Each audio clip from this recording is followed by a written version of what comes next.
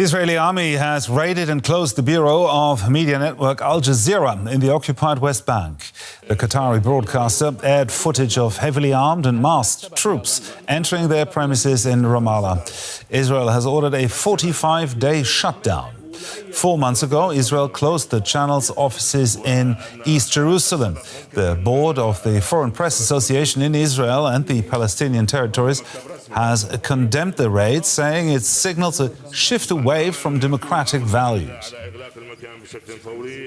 And for more on this, let's bring in the General Director of Reporters Without Borders, Thibaut Bruttin. He joins us now from New York City. Thibaut, the Israeli military alleges that the Al Jazeera newsroom is being used to, quote, incite terror, to support terrorist activities, and that the channel's broadcasts endanger security and public order. What's your take on this?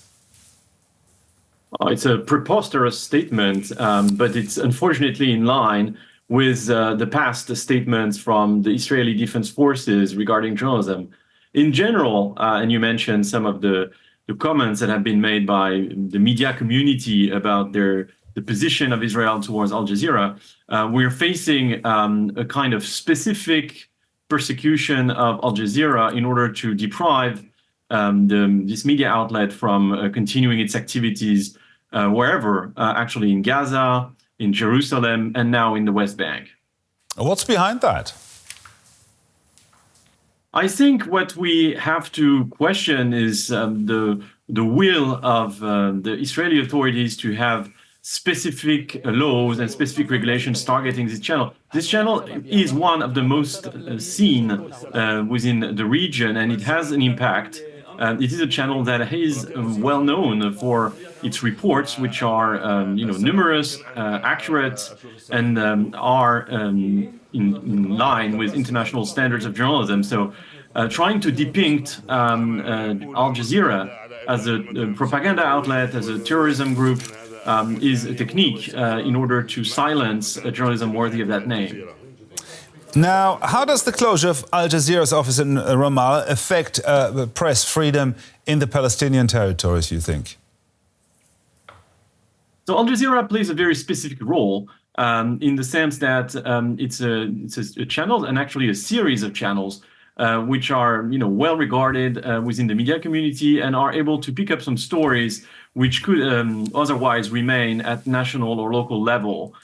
So it's really not only the ears and eyes of some of the things that happen on the ground, it's also a way to spread information at the international level. That's precisely why the Qatar has invested so much money into these channels.